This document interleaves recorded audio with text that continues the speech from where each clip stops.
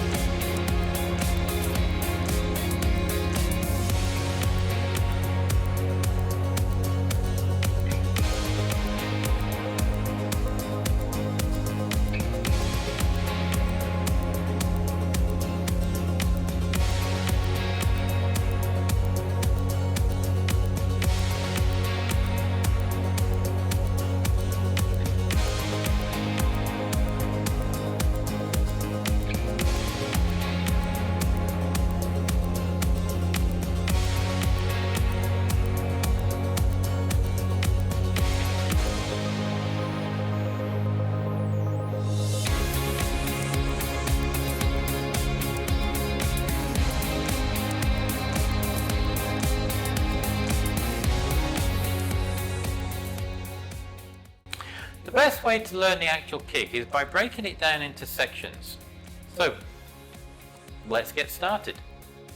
With the turning kick, what part of the foot do we kick with? Now, it's very important that we make sure we're kicking with the right part, just so that what we don't want to happen is we don't want to hurt our foot and kick with the wrong part of the foot and damage the foot. But also at the same time, if we're kicking with the right part of the actual foot itself, that will give us the most effect for the kick. So, let's look at the turning kick. There's two parts of the foot that you can actually kick with. You can actually kick with the ball of the foot, which is this area here, and making sure that when you're kicking with that part, your toes are pulled back. So as you can see, you push your foot out and you pull your toes back, and it's the ball of the foot that you're using and kicking with. You can also kick with the top of the foot, this area here, just below the toes, about an inch below the toes. This section here is the front of the foot itself, the top of the foot, and that's the other part of the foot you can kick with.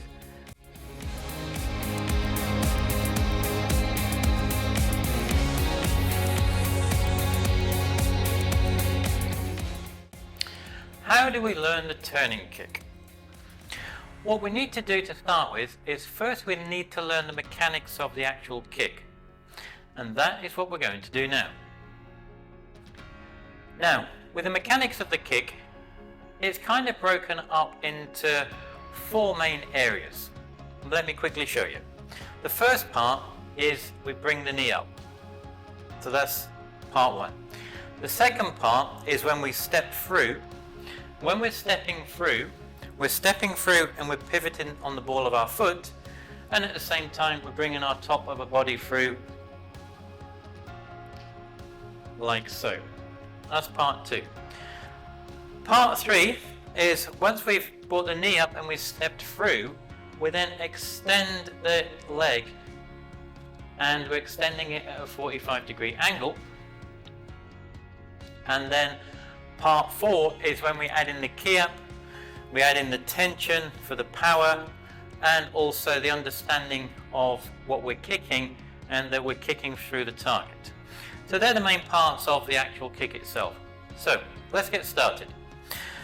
To start with, we need to get into the ready stance for kicking, and that's just your normal natural walking stance. From here, all we're going to be doing, we're going to be raising our knee up. We're raising it up to the center. We have a center line down the center of our body, and we're raising it to the midsection, our waist height, belt height, and it comes up straight. And back down. And we change and do the other side.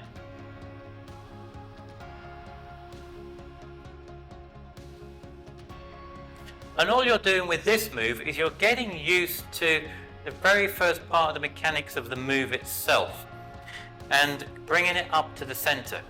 Now with that, with all kicks, the most important part of the kick is you bring it up, because from here, once it's brought up to the center, then you can do any kick. You can do a front kick, the turning kick.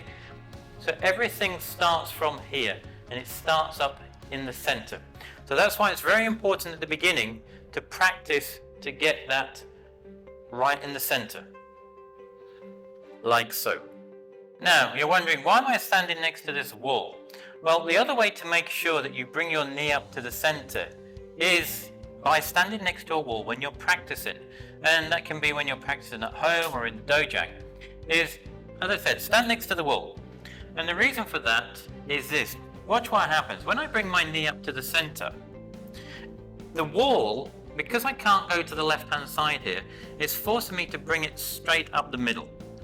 So it stops me from moving out to the left-hand side. I'm not going to go to the right-hand side because my hip doesn't turn over that way. So by standing next to the wall, it forces you to make sure that you're bringing the knee directly straight up to the center.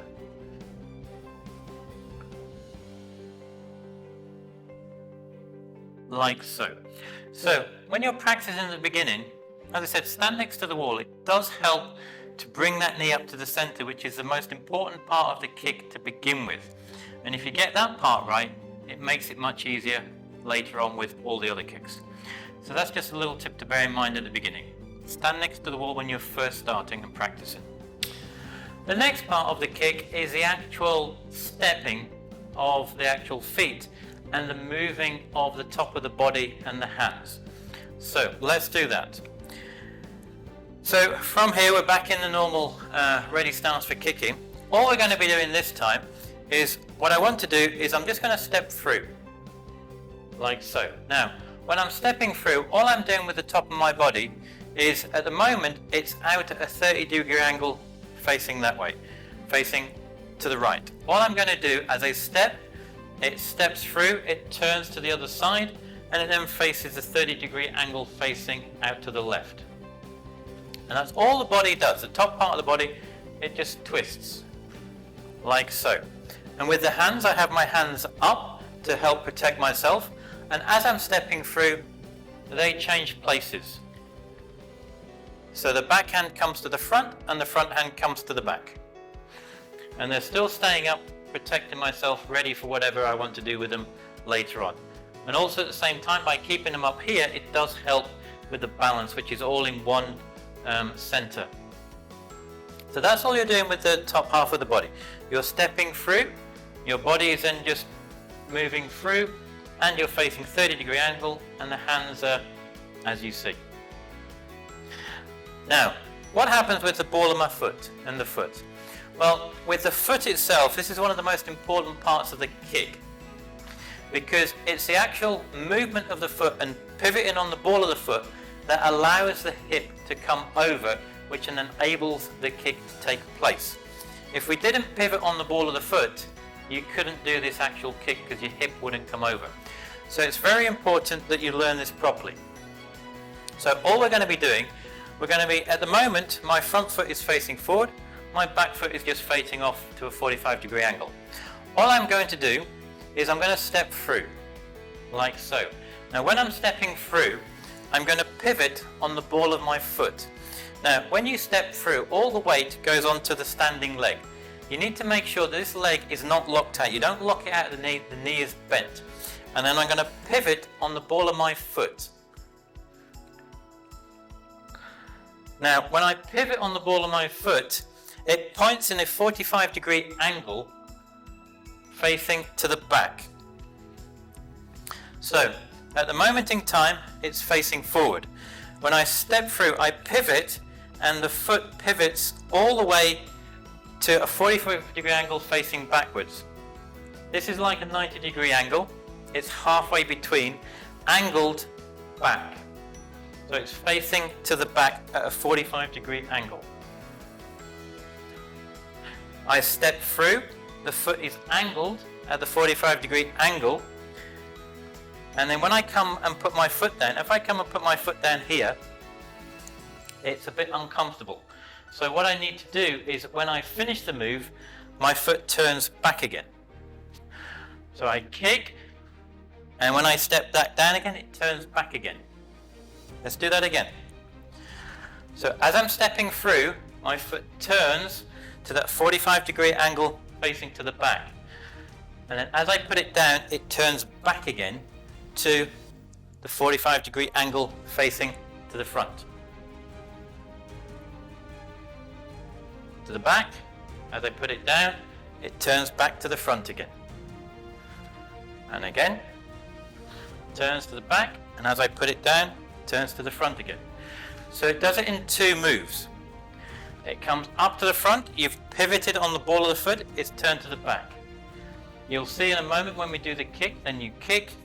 Once the kick is finished, as you put your foot down in the front, it turns to the back again, out to the side.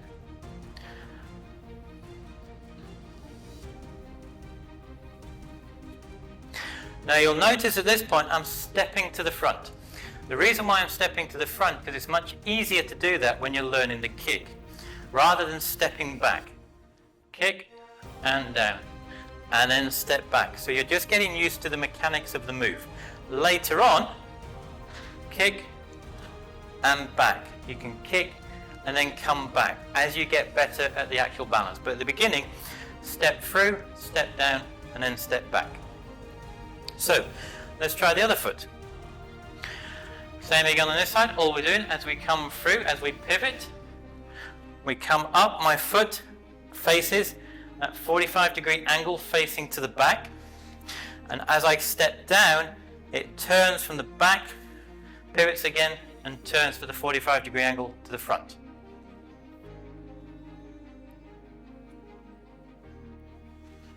Turns, turns.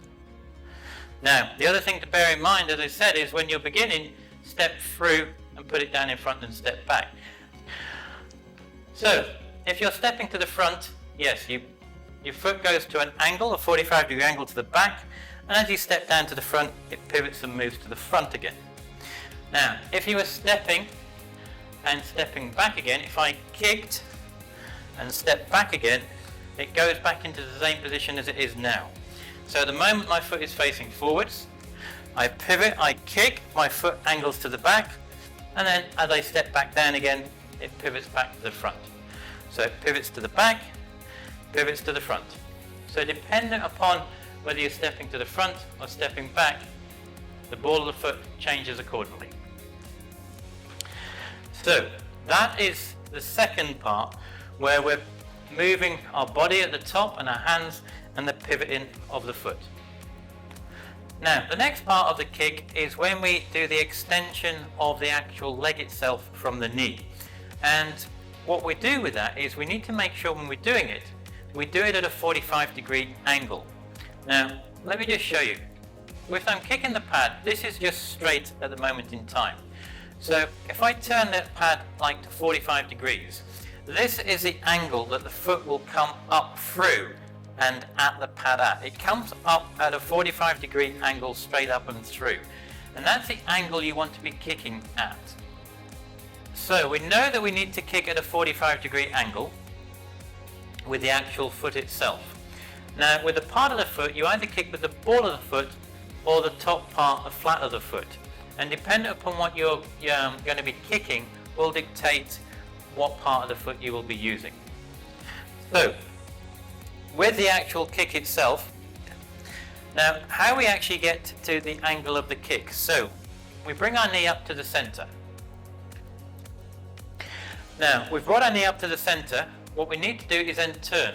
And as you see, when we turn on the ball of the foot, that brings our hip over. If you think about it, when we're doing the front kick, it just comes up, out. Now all I needed to do with the front kick is I just extend it. And if you think about it, my knee will only go forwards and backwards, not to the side. So how do I get that angle, that 45-degree angle? Well, what I need to do is I need to turn the hip over. And the only way I can turn the hip over is by pivoting on the ball of the foot, which we learned a few moments ago. So it's a pivot on the ball of the foot, turns the hip over to allow us to get that angle, and all we're then going to be doing is literally extending the foot at that 45-degree angle. Because watch, if I'm here and I just extend it, it goes forward. If I turn my ball of my foot that I'm standing on, I turn that to the 45-degree angle facing backwards, my hip has turned over. Because my hip has turned over, that allows me then to do an angle kick. So from here, all I'm doing is just kicking straight, and that brings in at that 45-degree angle, like so. And that's why it's very important, as I said, you pivot on the standing foot, and it's a 45-degree angle facing backwards. As you gradually get more flexible, it becomes more easier within the hips. So one other thing you need to do is, one good thing is stretching. And we'll come to that later on, and we'll show some videos later of stretching videos to help the actual flexibility of your hips to allow that kick to take place much easier. So all we're going to be doing this time, as I said, is another tip for yourself is when you're practicing this is, yes, put your hand on the wall if you want to. So all I'm going to be doing is my knee comes up and I pivot. If you're standing next to the wall, yeah, maybe support yourself on the wall. And all you're going to be doing from here, as you see, my knee is up, my back leg is 45-degree angle, my body is facing the other side, my knee is up to the center, and all you do is extend it. And as I said, you can fit with the flat of the foot or the ball of the foot. If you're kicking with the ball of the foot, make sure your toes are pulled back. And bring it back down and back. And what you want to do is just keep practicing and practicing that until you're able to, as I said, knee up, turn, kick, back and down. And it's just one move, all at once. So it's turning as you put your knee up, you're turning, you're kicking, and you're coming back through. And as I said, the most important part is pivoting on the ball of the foot to that 45-degree angle facing backwards. If you want, you can put it down in front as well.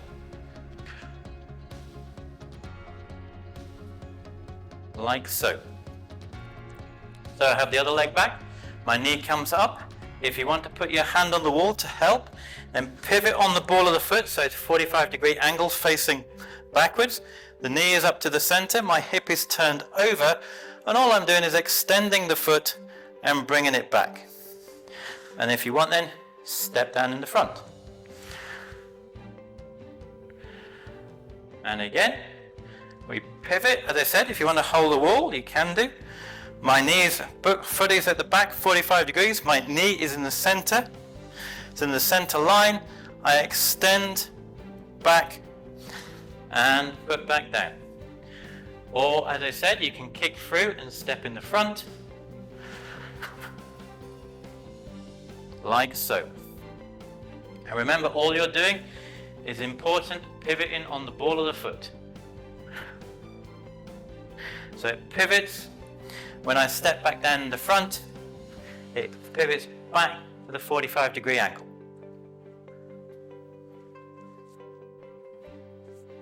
Like so. Now, that is the next part.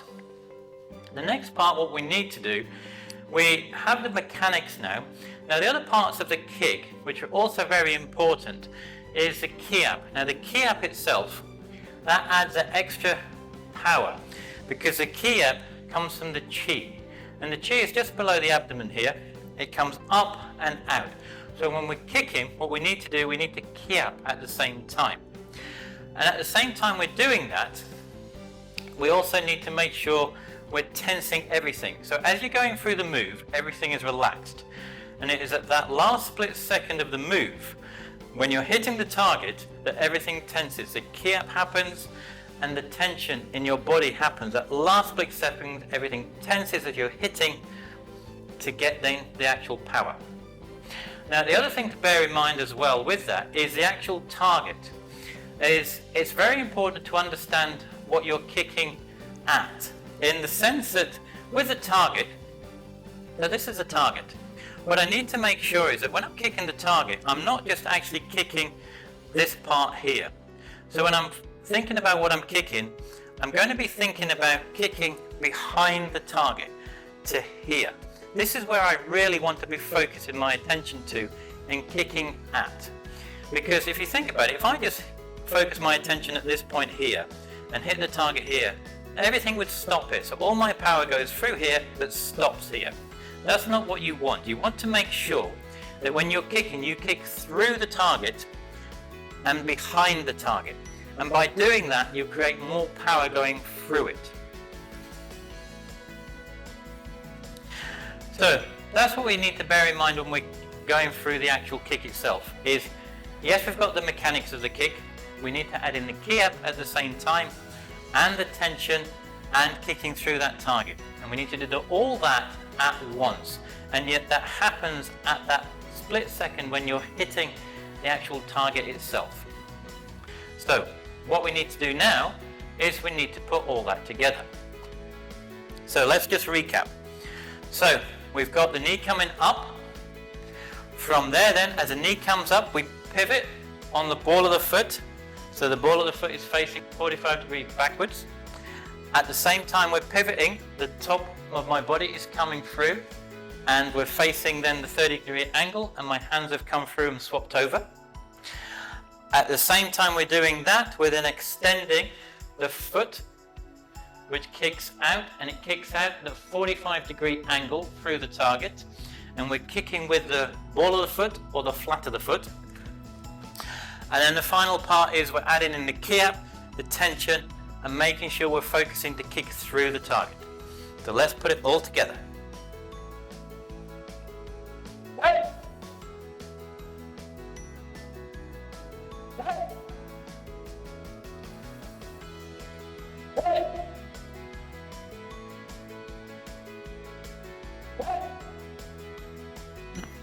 And that is the turning kick. Now, this next part is just a little extra bonus tip for yourselves.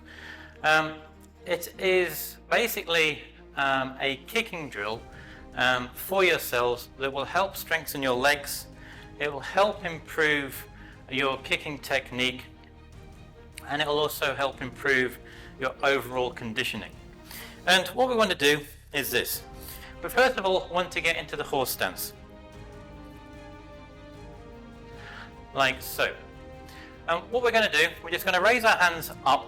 We are going to be doing the turning kick out to the front, and we start with the right leg. So I'm going to kick with my right leg,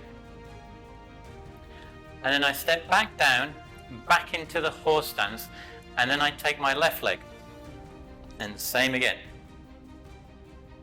And gradually you just build up the speed to a sensible level.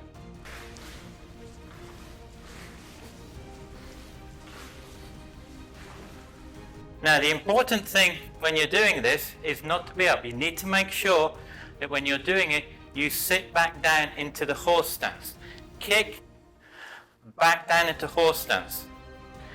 Kick, back down. The reason for that is because we're trying to strengthen the legs at the same time. If I'm just up here, it doesn't help. It doesn't benefit your legs. You need to make sure you're sitting down. You're trying to strengthen the legs, improve your cardio, and also the technique of the kick as well. Now, what I would suggest for you to do is practice that to start with, just to get into a routine. Excuse me. And then from there, then you can do it in sets. I like to always work in sets of 12. So I would do 12 kicks, 6 off the right, 6 off the left. I would then pause for 10 seconds and then go again. 6 off the right, 6 off the left, pause for 10 seconds and do it again. And that would be like 3 sets of 12 with a 10-second break in between. Now, from there then, you can do that multiple times. You can increase the number of kicks, maybe from 6 to 12. It really depends on yourselves. But whatever you do, start at the very beginning and gradually build up. So let's try. In the horse stance, hands are up. Okay? You want to keep your hands up in this position, not down. Get yourself in a habit.